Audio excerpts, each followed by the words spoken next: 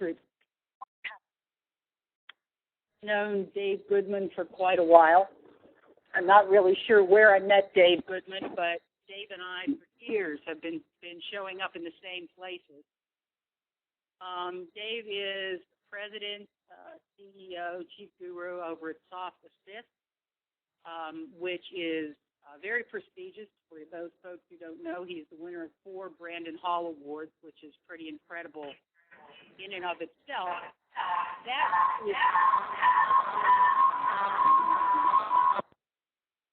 thank you. Impresses me the most about Dave. Dave talked for us a few years back down at ASTD Philadelphia down on Arch Street. And when he showed up, not only didn't the technology work, there was no electricity. So Dave, being the consummate pro that he is, gave a talk to about 80 people in candlelight. And that's what I knew Dave was really a pro. I'd like to turn it over to Dave. Are you there? I'm here. All right. It's all yours, buddy. Thanks a lot, Bobby. Yes. Hello and good afternoon. Good morning to everyone. This is the first time I'm using women in a live situation. So if I'm doing something wrong, Bobby, just give me a little chat session. A quick background on Soft Assist. We've been around 16 years, and we've probably developed between 400 and 500 e-learning courses. So things I'm doing today are as a result of what we do every day.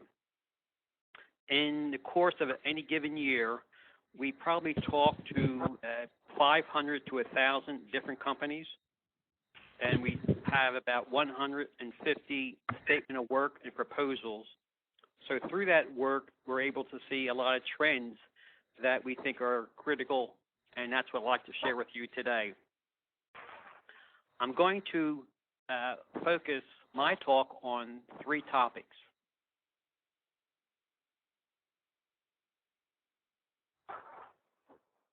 Bobby, do I need to go back, since I am new at women, do I need to go back every time to advance my slide, or is there another way for me to do this? No, you need, first of all, you need your slides up. So let me promote you. Oh, you're a presenter right now. You can get your slides up, and then you can either click on the slide or you can click on the little arrows up at the top right to advance the slide. Okay, I'm clicking, but there is no slide coming up. That's my difficulty. Am I still the presenter? You are the presenter, but what's the name of what you have up here, Dave? It's called Trends in E-Learning. All right.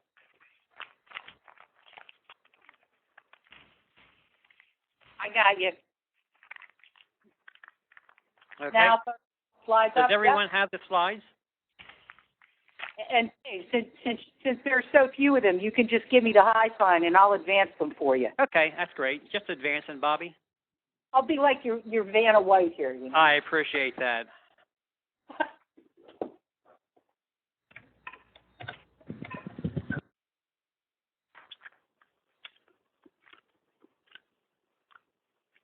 Now, did you advance, Bobby?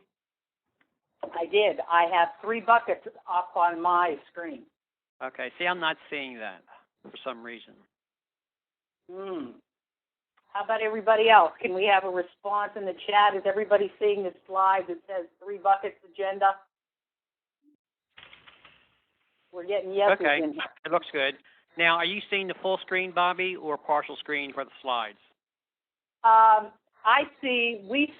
Presenters see partial screen with... And you're seeing everything else? Yeah. That's great. Okay, good then. So what I'm going to do then is really talk about 3 buckets.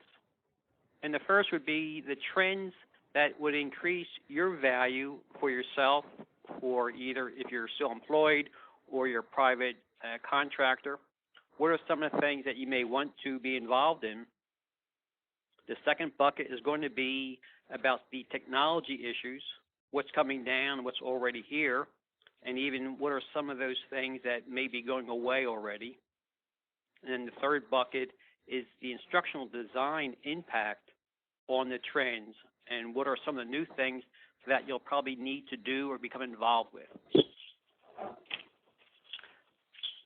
So what we have here then are the, say, 6 or 7 different things that we're seeing from clients, and these are requests that are increasing almost on a weekly basis. So people are asking us for very specific courses around these topics. And what I'll do is just go around from, say, counterclockwise, or just clockwise. So the whole area of transparency and ethics. What is transparency? How do you do the ethics? And these are courses quite different than last year's courses on ethics and compliance. It's a very different perspective, and it's really trying to become also a marketing modality for the corporations who are trying to get across to all the employees about the transparency of operations, transparency of their finances, transparencies of various aspects, lawsuits, globalization issues. The very type of a mindset there. The next courses really are metrics, and we normally would have sales 101 courses, but we're seeing many more requests for the metrics behind sales training programs, and they're directly related to the salesperson, the number of calls, their success, their pipeline, and things of that nature. So the training is moving towards the sales manager and the VP of sales, and somewhat away from the salesperson themselves. The next thing is leadership and management shift. There seems to be a large interest in 2 different levels of leadership training. One is the corporate or enterprise-wide leadership institutes, and many corporations are involving with, say, the Harvard School or larger universities. But there's also that second tier of bumping up the management skills for people, say, the top 300 managers in large corporations. And some of the statistics that we're seeing is that things of communications, effective presentations, finance, awareness of Wall Street, awareness of the stock pricing, all those things are now being incorporated and being requested into what used to be, say, the older types of topics of communications and performance and coaching. The next topic is going to be on the onboarding, and this is one of the biggest trends we're seeing, and that is having an onboarding training session versus the new employee orientation program. The major difference is having a program that extends out almost to the first 9 months of the new employee's opportunity to start with the company. So that is, you would have a training program, and then there's going to be a 30-day, a 45, a 60, or 90-day follow-up of activities, and it's much more in-depth about the company, the culture, the mentoring, the shadowing between the new employee and the manager. So rating that idea of the new onboarding program is very unique.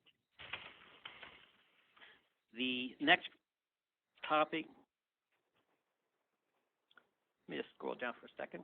The next topic is business acumen. This is probably the number 2 issue that we're seeing this year. We probably have a dozen requests for business acumen courses. And this would be a series or a curriculum of maybe 5 to 7 courses around all of the business issues for a typical employee up through senior manager. Then we move over to diversity and inclusion. We're now involved in some global companies doing diversity and inclusion from a business perspective. In the past, some of the diversity courses were around race and gender and religion.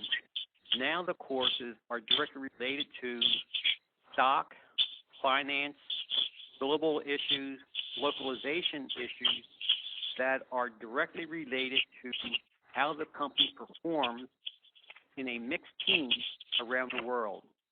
And writing that is very, very unique, I would say. And then the last one is globalization. And the issues around globalization are virtual teams, virtual team management, virtual communications, understanding technology, the right technology to be used in certain situations. As you move around the globe, there are certain countries that would have a very different perspective of using technology for teams.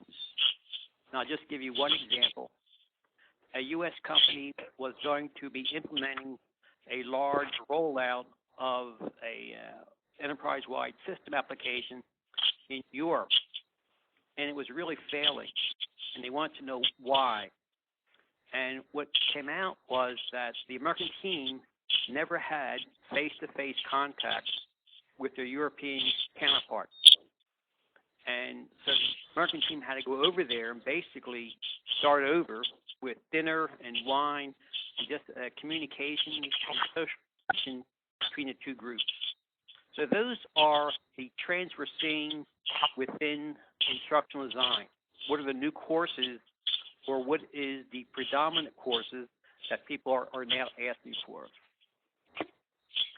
So our next slide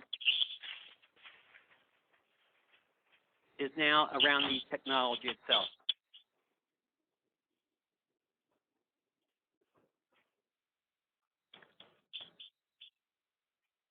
Bobby, are you seeing that next slide? I am. Technology and tools. Yeah. Okay. Came a little slow for me. So now we're going to move to the new technologies that are actually being used today, and then we'll show some trends about what's happening next. So the first one on your screen are the learning games. Last year, there were 2 or 3 requests for board-level learning games, but most of the learning games online, and it involved everything from very short 20-minute games to total immersion, where your teams are playing games within divisions and across divisions. The second issue is a new form of assessment. In the past, most online courses would have knowledge checks, and then maybe at the end of the module or at the end of the course, you would have a 10 or 20 question assessment. What we're seeing now, though, is a much greater demand for better questions, better assessments, and better metrics around the questions themselves. One example, an assessment was given to the learners, and each question had your normal answers and the distractors, but it also had, are you sure of your answer? Are you almost sure, or are you guessing? So those 3 questions added a dimension to the assessment that was not there in the past. So the whole realm of assessments, we're seeing a change. The second change in the assessment is the role of social learning in assessment. Should the community be able to talk to each other, help each other, and basically try to increase the level of knowledge and understanding across people so that an individual person takes an assessment but also has the support and the input of other people at some time during the actual training course and the assessment. The third issue is social learning. And social learning really falls into 2 distinct camps. The one social learning is how do we use blogs or the wikis or Twitter and those things within a training program. So as an example, if your course is sitting on an LMS and it's a SCORM course, are all the wraparounds, like the wikis and blogs, must they be SCORM also? How do you track that? What do you do with information that may be a discrepancy with the course content. So there's going to be managers and monitors of all the social learning that's associated with the actual training program itself. So that in and of itself changes the role of the instructional designer. You're going to see more social managers or social monitors who were the instructional designers for the course. Number 4 is all your smartphones, and we'll talk about this in 5 minutes. But the issue with smartphones is right now most of your phones do not have flash. So your courses that you're developing, when you bring them into, say, the smartphone, they're going to have to be redesigned for the footprint of the screen itself, the lack of interaction, the lack of flash, etc. So we don't want to necessarily redesign courses 2 or 3 times for different platforms. But the use of smartphones, especially if you have an assessment, those assessment scores have to go back up to the LMS itself. So the instructional designer will really need to bump up their skills on the software development platforms for smartphones, the impact of SCORM and non-SCORM, the communications between devices, what happens if bandwidth or things are dropped, what happens if the original course had video in it and the smartphones may have less media. Are the courses equal value for the learner if they take the course online versus on the phone? So those are issues that the instructional designer would need to kind of work themselves through as they design the course. The next, and we're seeing this as an increase during 2009, and that is the use of cartoons or small email type of an attachment that would be more in your cartoon level. And then the other piece of this is Common Craft, and I'll show you that in a minute. I'll give you a demonstration of that. And then the final technology, up until, I'll say, late 2008, 2009, most people were very satisfied with a good level 2, level 3 e-learning course. But now what's happening, especially as a result of some of the onboarding, is what does the instructional designer do with the learning audience and their courses after the course has been developed? So what should be the follow-ups? Should the instructional designer create smaller mini modules that would re-engage the audience after they have taken their training course? How do you keep a group together? Do you make assignments? Do you create solutions or problems 30 or 45 days after a course is taken, whereby the individuals or groups of individuals would need to go back into some form of social community and solve the problem? So the whole idea is to have constant reinforcement after the fact. And I believe ASTD had a study in 2005, and one of their value statements was that the learner has an increase, I believe, of 54% value in the course based upon what happened after the course. I believe it's also the input to the course was a higher value than the actual course itself. So learners, when they view a course, they're very interested in how were they prepared to take the course, and then what happens to them after the course. And that was quite interesting in the sense that the after the fact is now a whole new marketplace for learning instructional designers. So our next one,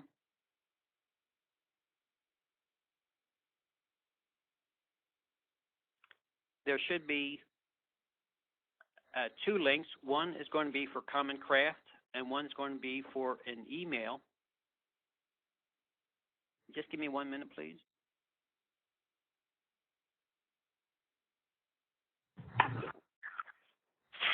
For the first one, let's see if this kind of works for us.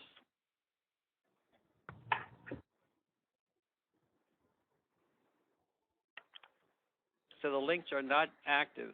If you don't mind, just take a copy down the first link especially, www.commoncraft.com, and the second link I'll give to Bobby as an example because that's on my laptop. The Common Craft is an epitome of a 2 to 3 minute learning module. And to date, most of the modules are around IT issues, like what is spam, what is malware, why do you need to change your login IDs. So it's very, very quick, very flashy, but very simple. Hand-drawn characters, hand-drawn notes, hand-drawn diagram that explains things. So it's not a full-blown course as we know it, level 1, level 2, level 3, but it is a 2 to 3 minute mini module. The mindset to write those is almost as critical as writing a full 45-minute course because everything must be done very quickly in simple language, live. So the way that Common Craft works, they have an overhead camera that's viewing down on a whiteboard desktop, and the instructional designer or the trainer is actually presenting on their desktop with markers on the whiteboard. It is that simple, but very, very powerful. Let me move now to our third bucket, which is the impact on you and I as the instructional designer.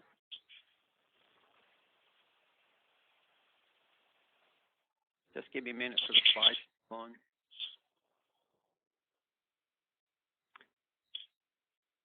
So what we've done so far is the first, we talked about some of the trends that we're seeing in the courses being requested, being designed. The second bucket was some of the technology that if you're not yet familiar, it may be a great value to try things out. And now the third bucket is really the skills that the instructional designer will either be required to have if you don't already have it, or this may be a preview of things you may wish to learn. I'm going to start on the very left-hand side, and this is a multimodal skill set. And basically what this means is I no longer have just a level 1 or level 2 online course. I now need to worry about the phone, the social network system, the after effect of the training course. And how do I think through all of those different platforms? So if anybody is a Lost fan on the phone, you'll know that when you go on to the web, there's a tremendous amount of blogs and various activities and games and T-shirts all around Lost. So this multimodal for learning is the same thing. Once the course is designed, you'll have to go back into the course and say, how do I make podcasts out of this? How do I make this course go down to the smartphone? How do I post this on YouTube? And how do I post this on the various blogs? This all occurs upfront in that requirements analysis phase, whereby you say to yourself, in my 45-minute course, I'm going to have these 5 or 6 sections of narration, maybe as a summary narration for each module. Well, those same narrations should become now your podcast. And also, you'll understand that the graphics and the content itself should be written such that you can very easily port it over to the smartphones.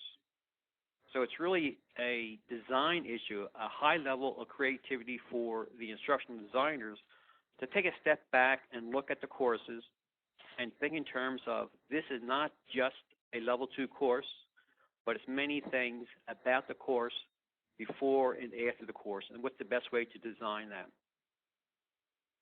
Earlier, I had mentioned about social networking and social learning. There are really 2 distinct paths. The social networking from a technology point of view is the idea of the wiki, the blogs, and the Twitter. That there's also the social learning aspect from a internal organizational dynamic. That is, what happens to the training that goes between people in hallways, talking to each other over cubicles, that nature. What's the role of the instructional designer to help foster that level of internal communication, and also to make sure that what's being communicated is the actual correct message and the correct learning? But it's very difficult if people within the organization are talking to each other and passing back and forth incorrect data or information, and you have to go back now and train on recorrecting that data. I'm going to leave talent management to the last. One of the things that we're finding is, and this is hopefully not taken as a criticism, but the level of creativity for instructional designers would really have to be bumped up tremendously. For the various technologies and the phones and the environments needs a different type of a writer. And if you notice my one on the very right-hand side, that the instructional designer almost becomes now a script writer. In the past, there was the storyboard approach, and you would go through your training programs writing storyboards for each screen. Now the issue is writing it almost as if you're writing the training program to become a TV show. You need to be aware of who are the characters, what's the content, who is actually speaking the content, who's reacting, the various multi-paths, are there mentors involved, etc. So we're also seeing an increased need of creativity sessions before you even begin the course itself.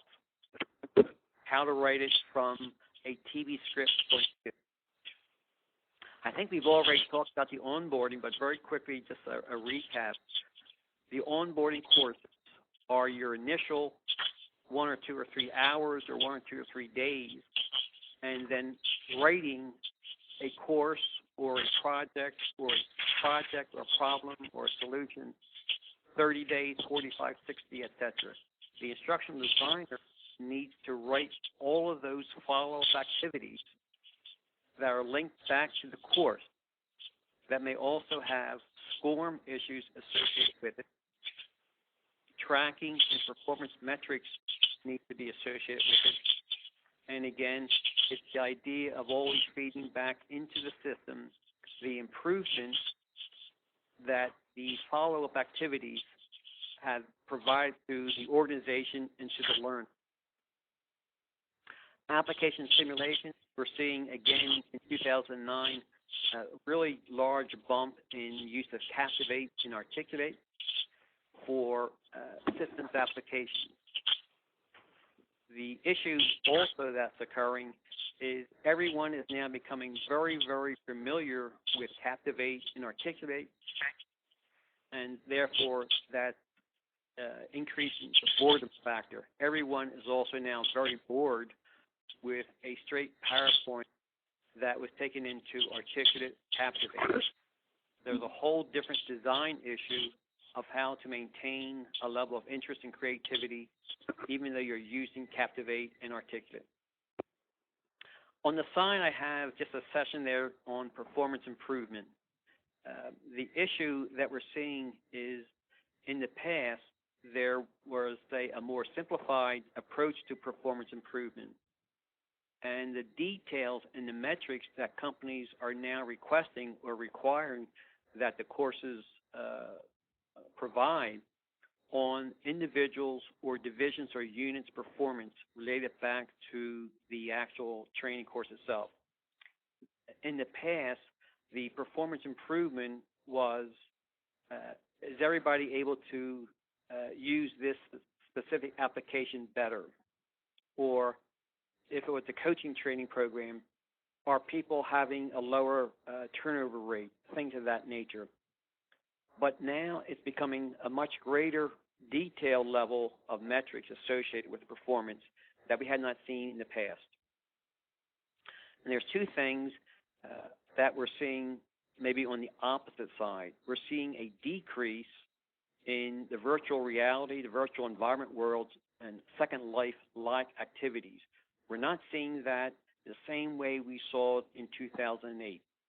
We probably had only one or two conversations throughout 2009 on the virtual worlds. So we think that may be either changing or going to the background for a while until it's improved.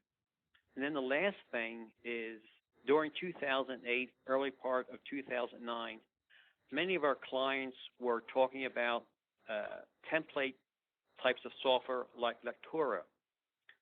We are now not hearing that same level of conversation. Clients are once again moving, say, away from the template versions to moving into the normal level 1, level 2, level 3 customized courses. So we think that's a shift or a change in some of the trends. So I gave you a lot of information, even though there are only 3 buckets. Hopefully that the information would improve your personal value to yourself and to the marketplace. The second section about the technology gives you a little bit of inkling and maybe some new things that you may want to look into, like cartooning or the Common Craft or the iPhones. And then on this third and last bucket, this whole idea of just thinking about your course being delivered in multiple modes, the increased need for creativity, and also the increased need to become a script writer and not solely the instructor and designer within the storyboards. So let me turn it back over to you, Bobby. Hopefully, if there's any questions you want to chat with, be happy to do so. Okay, Dave, thank you so much, and thank you for your patience with all the chirping going on in the background. Noelle managed to mute everybody. Obviously, somebody had something going on there. But anyway, she managed to mute everybody, so we will have some questions here in the chat, and we will share that way. And thank you for your patience, Dave. I know you're no problem. Thank you. That was kind of beyond. Okay, so Colleen has a question. Can you expand on what level 1 to custom education would include? Sure. Very quickly, a level 1 course is level 1, level 2, level 3 are verbiage that's used throughout the industry. Level 1 is usually a course that has content, graphics, navigation, simple drag and drops. The level 2 will start getting into narration, some animations, some branching. Level 3 gets into the use of video, higher branching, higher pathing, simulations, etc. So it's primarily the increase in the use of media and the increase in the instructional value that you're putting into the course. Level 1s are your least expensive, level 2 is in the middle, and level 3 obviously is your most expensive course because you need to create those 3D animations or you need to have the video and the sound studios involved. Okay, great. John has a question for you, Dave. Why sales manager and not salesperson? I think it all goes back to the idea of the economy. And a lot of this is being driven by, in the early parts of 2009, the total fear of loss of revenue, the impact of foreign markets, the impact of outside competitive threat. And so the conversation was always being bumped up to, we'll call it the sales management position. And the salesperson was reinforced. You must do your sales calls. You must do the number of sales meetings. You must do quota. You must do pipeline. So there's a dichotomy there that occurred in 2009 whereby the salesperson was being forced basically keep your eye on the ball, do your calls, meet your quota, do your pipeline. And then what happens, let's just say, in the second or third quarter, the sales managers were now being talked about in terms of the opportunities and the threats outside. So their vision changed, I would say, away from the pipeline but they had different types of conversations because I would assume that their senior managers were asking different questions. In the past, the questions would have been, how many calls did you make, how many presentations, how many proposals, etc. So I think it was due primarily to the economy. That's a guess on my part. Okay, great. Colleen has another question here, Dave. Are you seeing the economy's impact to training styles and choices of software used to create it? Here's what we're seeing, and I hope I can answer your question. We're actually seeing a lot of good news in 2009, 2010, that our client contact is increasing tremendously. We're receiving more and more projects than we would have received the same time for 2008 or beyond. So the economy is actually improving and increasing. So hopefully that's the good news. I don't think it has too much to do with the tool set being used. I think most companies in the past, we had to explain Flash, we had to explain courses and LMSs. We are no longer explaining that to our clients. They come to us with that knowledge already in their head, and they're really saying, let's move into a higher level course. What I would say, in the past, the template versions of a course, because they were too low level or did not have the same level of interaction, the amount of negative pushback from the internal employees was so great that they had to redo a lot of their courses. And just one example, locally we have some people, their company is very predominant in the PowerPoint, moving to Captivate type of a training program. The pushback to, don't give me one more Captivate training program or I'll scream. So they're at that stage of wanting more, and that's again why I'm looking into the increased need for creativity in script writing. We can no longer do the template, very simple, very boring types of training programs. Great. I agree with that. I agree with you 100% on that. John has a question, Dave. On the one slide, onboarding was in the middle. Why? Only because that was the one course, we'll say, that we saw the greatest uptick on request. People had, I would say, a minimum of 6 to 10 proposals for onboarding. So when you see that many onboarding in a downturn year, that would indicate to us that people are very serious about the value of the employee and what the onboarding program should look like. And I think that also gets back to the whole idea of having a follow-up in training. So the value that corporations are seeing in training and onboarding are improving. Great, great. Folks, any other questions, feel free to type them in the chat. Dave, I've got a couple for you. I think this whole idea of follow-up and what we're going to do to follow up on what we propose to put out as training is really a fantastic question. And then the way we're going to evaluate it and the options that we have for delivery, certainly with mobile learning being one of those things that's coming to the forefront.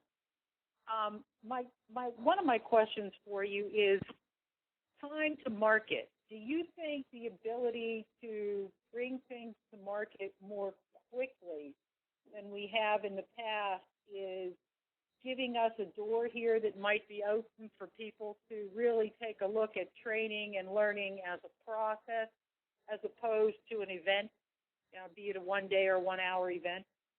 Right. The whole idea of training as an event is going away. The idea of the onboarding, the idea of the aftermarket, the multimodal, all of that is telling us that learning is a process that must occur day in, day out for a very long period of time. And it's no longer the event. I had mentioned the one course we're doing on diversity and globalization, and they're already talking about setting up multiple teams by country and then also adding games to their diversity program. So they're thinking in 2 and 3 and 4 steps out.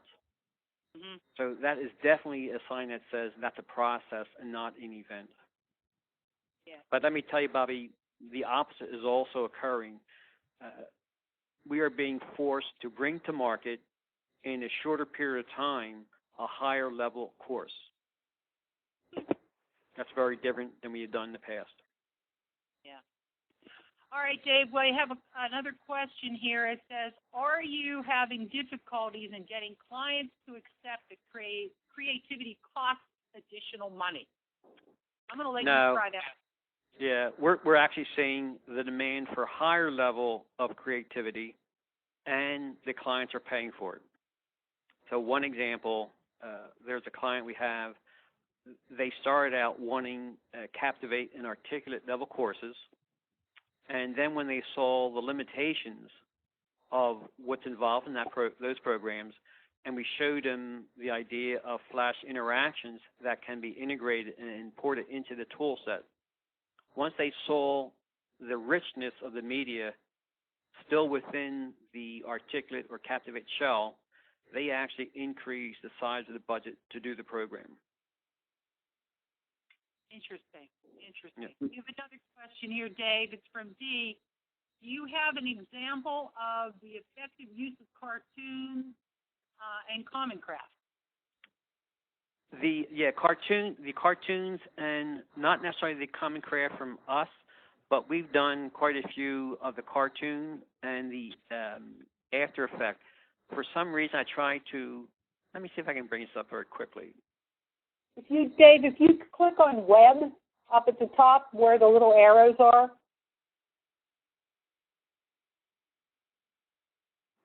that might work.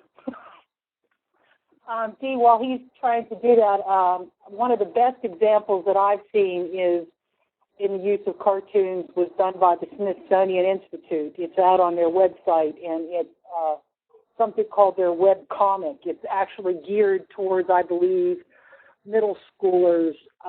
It's about learning about Jamestown and U.S. history, but it's really, really very well done. Bobby, if you don't mind, what I'll do is shoot you a link for the cartoons. And I can tell you the one cartoon event that we had, it was part of an email campaign that went out to close to 100,000 people. And it was a cartoon animation that was less than 1 minute, and it was about being aware of risk, RISK, in everyday transactions around your work. And it was really a very quick snippet of information that says, be aware of risk, what it can do to you, and the damage that could be done to our organization. And then that went out, and it led to the announcement of the next e-learning course on risk management. So they used it as both heighten your awareness as well as an announcement or marketing campaign for the next course. Interesting. If you type it in the chat, Dave, maybe I can get it up for you over here. Well, the one is commoncraft.com. Let's try that one first. And the other one is on my local drive.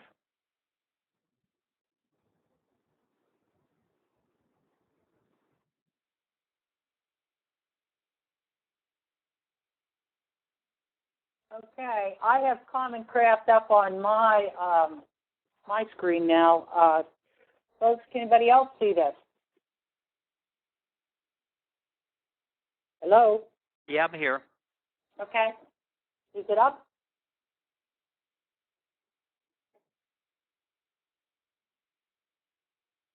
Is anyone seeing Bobby's screen?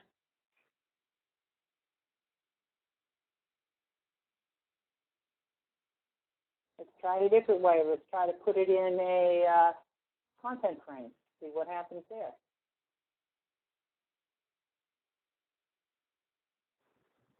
But for those who may not see it, it's www.commoncraft.com.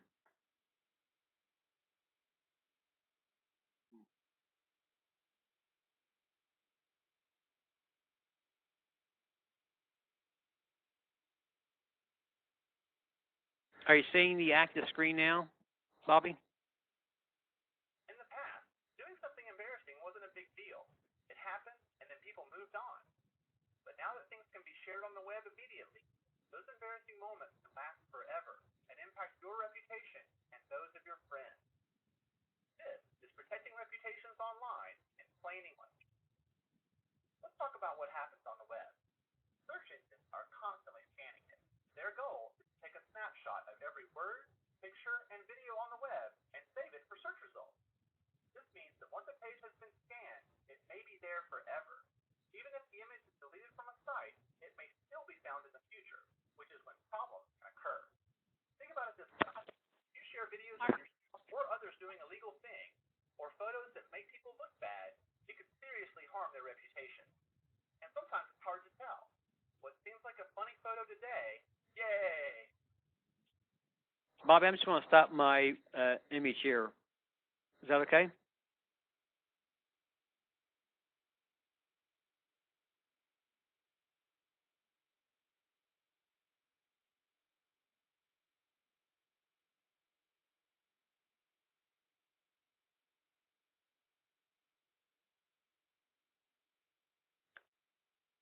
I'm not sure if I dropped my audio. Can someone tell me if they hear my voice, please? All right, folks, I'm back. That's you? I can hear you. Okay, thanks. So you can imagine looking at this common craft, the higher level creativity that the instructional designer would need to apply. And this is the whole issue of a 2 or 3 minute quick mini course that goes out as part of an email campaign, or it's just sitting on their web server. But it's short, sweet, simple. It's highly creative. People have like a virus. They give it to each other, I should say a viral marketing campaign, and they love it. Much better than sitting down to a boring 45-minute course done, let's just say the old way. Great. I'm curious. I'm just curious. One last question for me: is everyone seeing the need or the pressure for creativity in courses? Is that increasing from their point of view? Could you give us folks either a check or a thumbs up or a hands up or something? I can chime in and give you my opinion. My 2 cents worth is absolutely. I see. First people were just totally astounded that we could do it, and then they realized that not only can we do it, but we can do it not so well. So I think there is a clamoring out there for people to, no matter what the tool, to kick it up a notch and make it really an interesting learning experience, as opposed to, just another piece of boring e-learning. People just won't buy that. And, I also think that we're going to see an increased need for this as more people work at home. Right. A plug then maybe for LaSalle. I think we're at the point in our history where we need to have a course on creativity, especially as applied to learning programs. I just don't see that out there yet. Well, I'll see what I can do, Dave. But no, I agree with you. I agree with you 100%. And I think part of the reason that you don't see it out there is if you look at what traditional education for 12, 16, 20 years has shown you, not an awful lot of that has been extremely creative. But the challenge of reaching people in an environment where they're working and living at home, more and more and more and more. I mean, there's an entire building in New York that was built by IBM that's like a ghost town because nobody works there anymore. Everybody works at home. Is upping the ante. It's upping the ante for what we call learning experiences. If you haven't seen it, folks, there's a really good documentary out there on Frontline on living and working in the digital age that you might want to take a look at. I work from IBM from home. Well, good, Brandy.